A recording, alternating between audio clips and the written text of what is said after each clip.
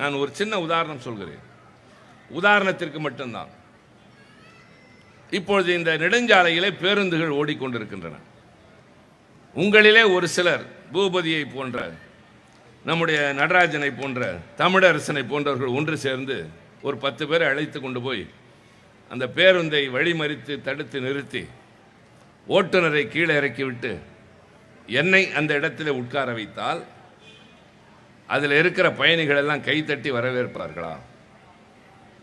அவரிடம் கேட்பார்கள், யாரையா நீங்கள் எல்லாம்? தேர்தல் பிரச்சாரம் என்றால் எங்கேயாவது ஓரமாக போய் பேசு, ஒழுங்காக போகிற பேருந்தை நிறுத்துகிறாய், நன்றாக ஓட்டி வந்தவரை இறக்கி விடுகிறாய், இவரை கொண்டு வந்து உட்கார வைக்கிறாய், என்ன நடக்கிறது என்று கேட்டால் இவர்கள் அடிக்கடிக்கு சொல்வார்கள், இவர் எங்கள் கட்சியின் துணை பொதுச் செயலாளர், MABL படித்திருக்கிறார், IAS எழுதியிருக்கிறார், 6 முறை நாடாளுமன்றத்தில் இருக்கிறார். அதெல்லாம் இருக்கட்டும், அவருக்கு பேருந்து ஓட்ட தெரியுமான்னு கேட்பாங்க. இந்த தகுதியெல்லாம் இருக்கட்டும், அவருக்கு பஸ் ஓட்ட தெரியுமான்னு கேட்பாங்க. ஏன்னா பத்திரமா போகணுன்னா ஒரு டிரைவர் தான் அதை ஓட்ட முடியுமே தவிர நான் இவ்வளவு சாதிச்சிருக்கேன்னு போய் அங்கே உட்கார்றதுல அர்த்தமே இல்லை. புரியுதா? அதுதான் யார் எந்த இடத்திற்கு ஏற்றவர் என்பதை தயவு செய்து ஒப்பிட்டு பார்த்து செய்யுங்கள்.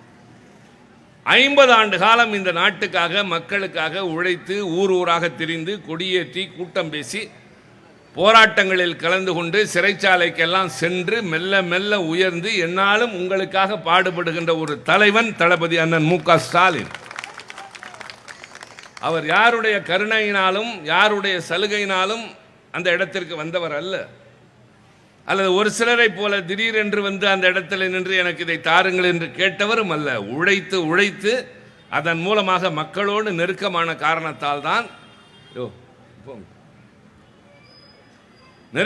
காரணத்தால் தான் நீங்கள் கேட்காமலே பல சாதனைகளை நிறைவேற்றுகின்ற ஒரு அருமையான ஆட்சியை இந்த 5 ஆண்டு காலத்தில் நடத்தியிருக்கிறார்.